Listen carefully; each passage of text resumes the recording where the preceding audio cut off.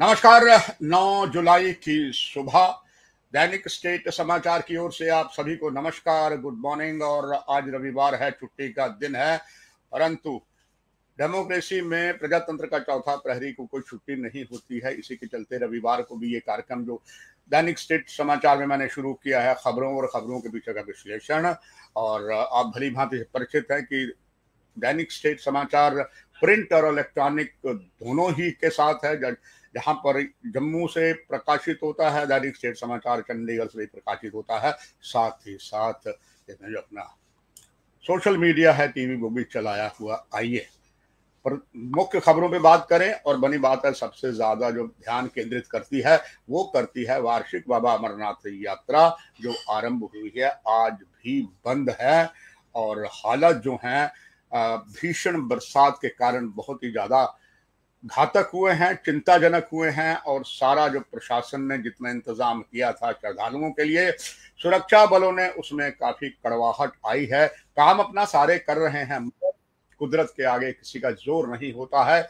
इंद्र देवता का प्रचंड यौवन जो है वो लगातार जारी है। और उसी के चलते अब लगातार यात्रा बंद होने के साथ साथ जो यात्री ट्रांजिट कैंप में आते हैं, बालटाल की बात है या पहलगाम में पहुंचते हैं या जम्मू में जो मेन ट्रांजिट कैंप है भगवती नगर में, वहां तो अब प्रशासन ने अत्याधिक जो पहले ही 2 दिन से रुके हुए यात्री वो जा नहीं सके हैं, उनके बाद प्रवेश बंद कर दिया है। मगर इसके बावजूद भी प्रशासन के पास और बहुत से स्थान है जहां पर श्रद्धालु रुक सकते हैं। जम्मू कश्मीर के मुख्य द्वार लखनपुर से पार अब जो हो रहे हैं उन्हें वही रोका जा रहा है। इसके बाद अलग अलग स्थान जो जम्मू में है, धार्मिक स्थल भी है, बात हम चाहे कठुआ शहर की करें, अगर आगे भगवान में नरसिंह देव का मंदिर है, हमारे सांबा में चिच्ची माता जी का स्थान है, और भी स्थान है। और यहाँ तक कोई ज्यादा अगर और इमरजेंसी हो जाती है तो 17वें मूल में जहाँ राधा स्वामी जी का बहुत बड़ा सत्संग घर है, वहां भी श्रद्धालुओं को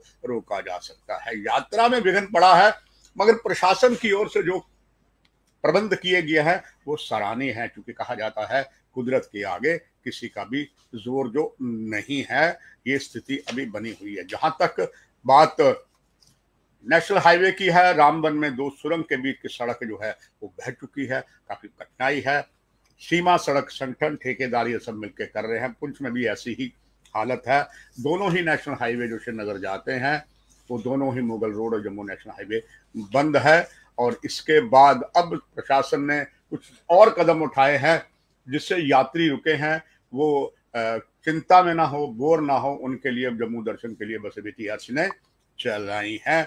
और इधर बरसात के कारण आपको ये भी मैं साथ जरूर बताता चलूंगा कि इतनी जबरदस्त बारिश हुई है। झेलम खतरे से ऊपर कश्मीर घाटी में हो चुका है पिछले 24 घंटे में।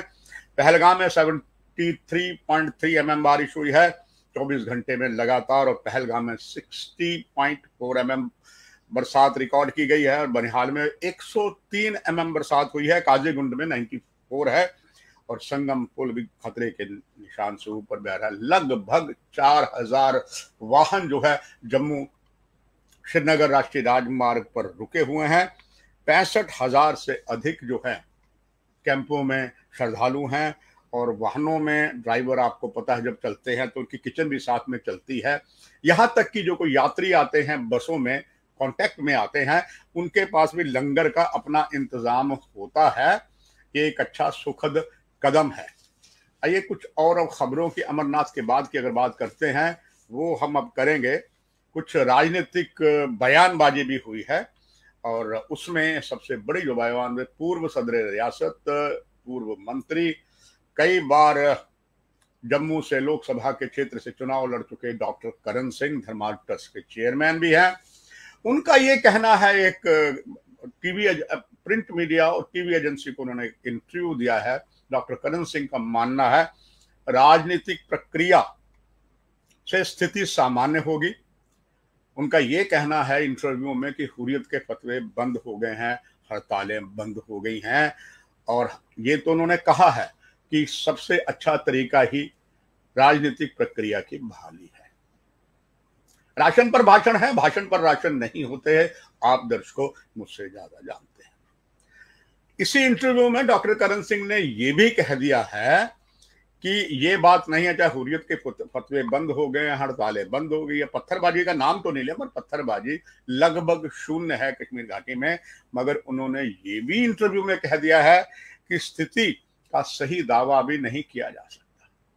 तो ये बात तो डॉक्टर करण सिंह जी ने खुद जो है मान ली कि स्थिति का दावा सही नहीं, पूरी तरीके से सामान्य है, नहीं किया जा सकता।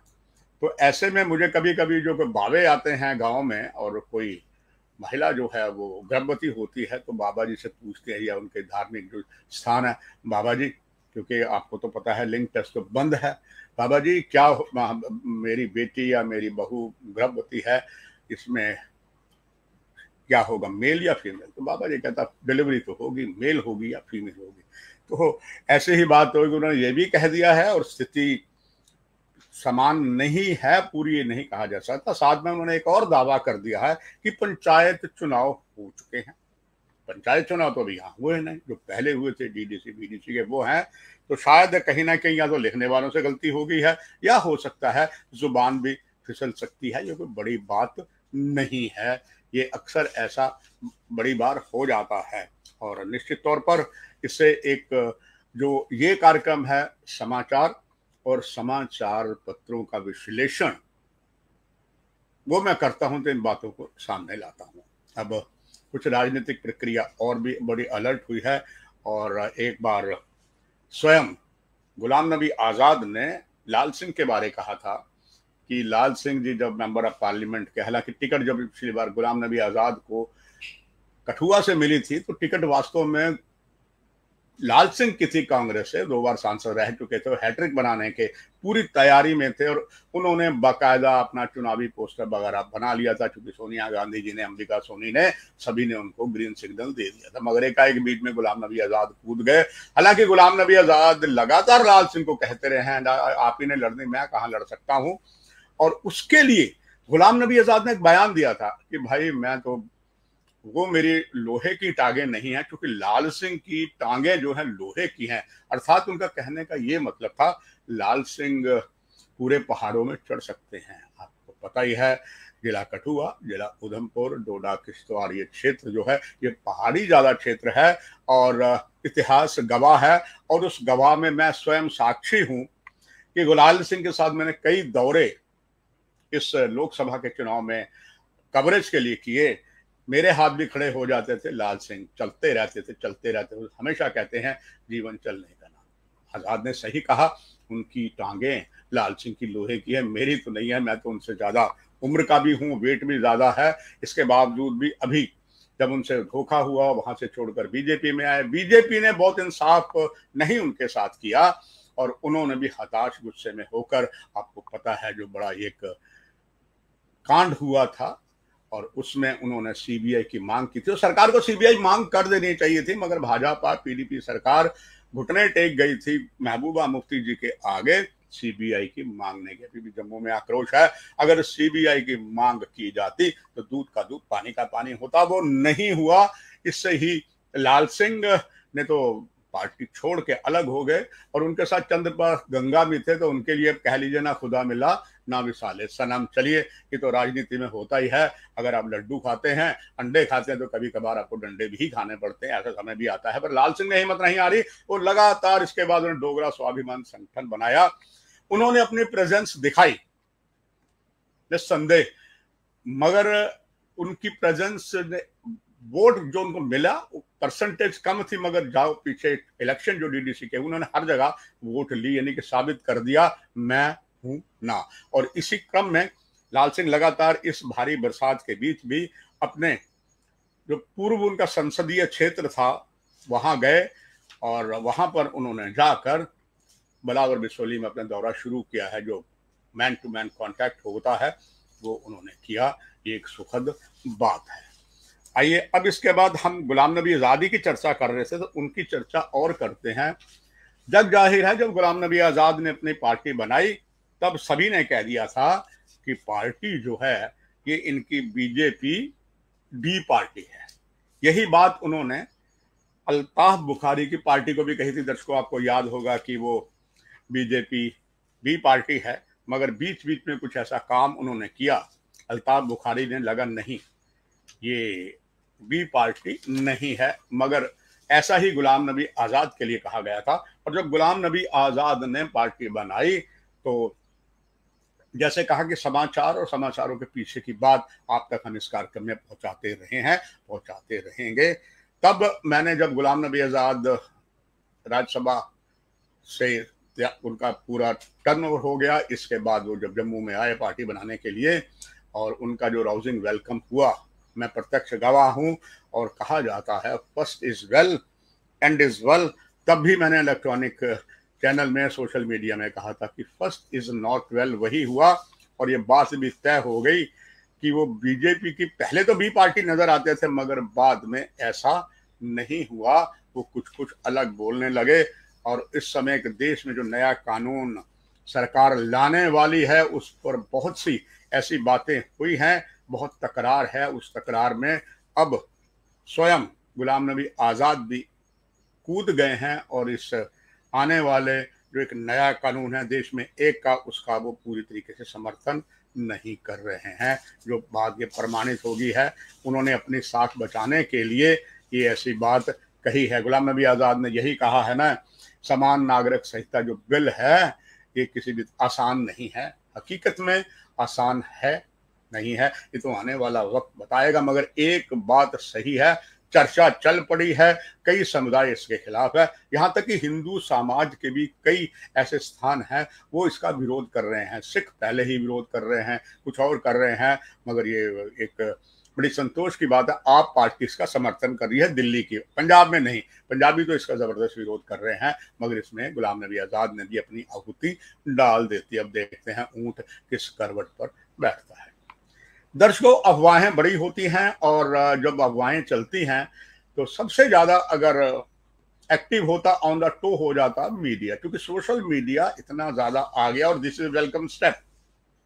मुझे ऐसे समय में याद आते हैं स्वर्गीय वेद भसीन जी, और वेद भसीन जी के कश्मीर टाइम के बारे में हमेशा कहा जाता था कि जम्मू से कश्मीर से अगर वो पत्रकार निकला है, जम्मू से खास करके, उसके पीछे जो मोहर है वो छाती पर मोहर जो हो यानी कश्मीर टाइम की लगी हुई है। चाहे उनके विचारों को जम्मू की जनता ने नहीं सराहा, बावजूद इसके गुलाम, जब यहाँ पर मुझे याद है इंडियन एक्सप्रेस ने अपनी शाखा खोली, यहाँ प्रिंटिंग शुरू की हिमालयन मेल के साथ, और तब आदरणीय अब स्वर्गीय वेद जी भी थे, और वेद जी ने कहा था कि ये खुशी की बात है कि तब वो पहला एक राष्ट्रीय समाचार पत्र था जो जम्मू से प्रकाशित हुआ। इसके बाद दैनिक जागरण भी हुआ, अमर उजाला भी हुआ, पंजाब केसरी भी हुई। उन्होंने कहा था कि जितना ज्यादा मीडिया आएगा उतना अच्छा है, उसमें आंकलन आपने करना है। आप जो दर्शक हैं, पाठक हैं, आपने फैसला करना है कि दैनिक स्टेट समाचार में छपे हुए जो समाचार हैं जो जम्मू से और चंडीगढ़ से छपते हैं, और ये उनका टीवी है, सोशल मीडिया है, वो आपको कैसा लगता है, ये आप बेटर जज हैं। बिकॉज वही यही एक जज होते हैं, यही हमारे कह लीजिए कि एक गॉड टाइप होते हैं कि हमें बताते हैं साहब आपका प्रोग्राम सही है नहीं। तो बहुत से ऐसे चैनल चले जब अफवाहों का बाजार जोरदार गर्म हुआ कि यहाँ पर बहुत बड़ा बदलाव होने वाला। पहले प्रदेश प्रधान के ऊपर, प्रदेश प्रधान ने फिर भी कह दिया था कि टाइगर अभी जिंदा है, टाइगर इज बैक। अब वो बात कल क्लियर हो गई। मैंने रात को जब ये बात सारी क्लियर हो गई, जब मीटिंग हुई केंद्रीय गृह मंत्री के साथ, श्री अमित शाह के साथ, तो मैंने रात को ही जो खबर आई, तो ताजा खबर होती, कहते जब आपने पेपर पढ़ लिया, पढ़ने के बाद वो रद्दी हो जाता है, ना तो टॉयलेट पेपर के काम आता है, और रद्दी भी आजकल उसकी बड़ी कम मिलती है। और वैसे भी हर पेपर ने आजकल, अगर पहले कोई समाचार पत्र 24 पेज का होता था, वित्तीय संकट के कारण कोरोना के बाद उसे कम कर दिया। और सरकार भी सौतेली माँ का ज्यादा व्यवहार खास करके प्रिंट मीडिया के साथ करती है, दूसरों के साथ भी करती है, क्योंकि उन्हें जो विज्ञापन मिलना चाहिए था नहीं किया। जम्मू कश्मीर में तो स्थिति, और हरियाणा में यदि आप समाचार निकालते हैं पहले दिन से आपको विज्ञापन मिल जाता है। जम्मू कश्मीर में 1 साल के बाद मिलता है, मगर जब जम्मू कश्मीर के मुख्यमंत्री नेशनल कॉन्फ्रेंस के उमर अब्दुल्ला थे, उन्होंने एक नया फतवा जारी कर दिया, 3 साल तक आप विज्ञापन करें। तब मैंने डॉक्टर उमर अब्दुल्ला को और उनके पिता फारूक अब्दुल्ला को कहा था कि आपने तो, मैं फारूक को कहा था, आपके पिता का सपने को पूरा चकनाचूर किया है उमर अब्दुल्ला, इनके पोते ने, कि एक पत्रकार, आप समझते हैं अगर मैं वर्किंग एक जर्नलिस्ट था, सैलरी पे काम करता था, तो क्या ऐसा कोई पत्रकार एडिटर इन चीफ बन के पेपर चला सकता है? अमीर लोग तो चला सकते हैं, पर ज्यादातर पेपर जो है ये बड़े बड़े अमीरों के पास है, उनके अलग अलग काम है और उनके पास अच्छा धन भी है और वो तो चला सकते हैं, मगर एक वर्किंग जर्नलिस्ट अगर चाहे तो क्या 3 साल तक समाचार पत्र चला सकता है? इसका शिकार मैं भी हुआ। मैंने जो अपना समाचार पत्र दिया सरेंडर कर दिया, मगर अभी भी सरकार को अब जाग जाना चाहिए कि सरकार कम से कम जम्मू कश्मीर में भी हरियाणा की नीति अपनाए और इससे प्रिंट मीडिया का और उदय होगा। खैर, हमने तो ना कहूं की दोस्ती ना कहूं से बैर की कहावत को पुनः याथार्थ किया है, अपनी बात रखी है। अफवाहों की बात कर रहा था कल, एक जोरदार अफवाह चली कि जेल में एक मर्डर हो गया। क्योंकि दैनिक स्टेट समाचार के पास प्रिंट और इलेक्ट्रॉनिक दोनों है, उनके अब अंदाजा लगा सकते हैं रिपोर्टरों को स्टाफ ने किस तरीके से लगातार लगे रहे संपर्क करने। क्या एक बार फिर जम्मू की जेल में हत्या हुई है किसी की? बहुत निकला पहाड़, खोदा पहाड़, निकली चूहिया, कोई ऐसा नहीं हुआ, मगर अपना दायित्व निभाया। अफवाहें चलती रहती हैं, इस अफवाहों के बावजूद भी जरूर इंफॉर्मेशन डिपार्टमेंट का या पुलिस डिपार्टमेंट का या जेल के अधिकारियों का दायित्व ये बनता था कि एक अपना प्रेस नोट जारी करे, देयर इज नथिंग, ऐसा कुछ नहीं है। अफवाहें तो फैल गई और इस अफवाहों की खबर भी बड़े सकारात्मक ढंग से दैनिक स्टेट समाचार ने ली है कि अफवाहों का बाजार गर्म था और ऐसा नहीं हुआ। हालांकि होना तो वही प्रशासन के संबंधित विभाग को चाहिए था कि वो आप इस पर एक नोट जारी करें कि साहब ऐसा कुछ भी नहीं हुआ है। खैर, उनकी अपनी सोच है, अपनी तरीका है। और इसके बाद अगर हम बात करते हैं कि एक सुखद खबर है, बारिश बहुत हुई है जम्मू के लिए। सुखद खबर वहां की है जहां किसान इस समय धान की रोपाई कर रहे हैं। कहते हैं कहीं धूप, कहीं छांव, कहीं सुख, कहीं दुख, वैसा ही हुआ है कश्मीर घाटी में। जहां जहां पर चेरी लगी थी, खास करके साउथ कश्मीर में हो या नॉर्थ कश्मीर में हो, वो चेरी को बहुत ज्यादा नुकसान हुआ है इस बरसात से। यानी कि कहीं गमी और कहीं खुशी, ये सिलसिला जो चलता रहेगा, यही एक इस समाज का सिलसिला चल रहा है। और ये एक सुखद खबर और उन बुजुर्गों के लिए है, उन आदरणीय महिलाओं के लिए है जिन्होंने अपना सुहाग उनका नहीं रहा, काफी बुजुर्ग हो चुकी हैं या दिव्यांग हैं, हैंडीकैप हैं, उनकी पेंशन बंद हुई थी काफी समय से। प्रशासन ने अब आश्वासन दिया है उनको पेंशन जो है वो मिल जाएगी। हालांकि इसमें पहले ही उपराज्यपाल बहुत ज्यादा सक्रिय हैं। तो चलिए दर्शकों, आज इस सुबह में ये प्रमुख जो प्रकाशित समाचार थे, समाचारों के साथ उसका विश्लेषण मैंने आपके सामने दिया। हाँ, आपका मैं आभार प्रकट कर रहा हूँ, आप लगातार इस कार्यक्रमों को प्रोत्साहित कर रहे हैं। यही लेते हैं विदा, ये आपसे प्रॉमिस करते हुए कोई मुख्य घटना होगी तो किसी समय भी हम आप पर लाइव आ सकते हैं और विभिन्न विषयों पर अलग अलग कार्यक्रम हम जो करने जा रहे हैं वो भी आप तक पहुंचाएंगे। आपका दिन मंगलमय हो, यही कामना है। नमस्कार।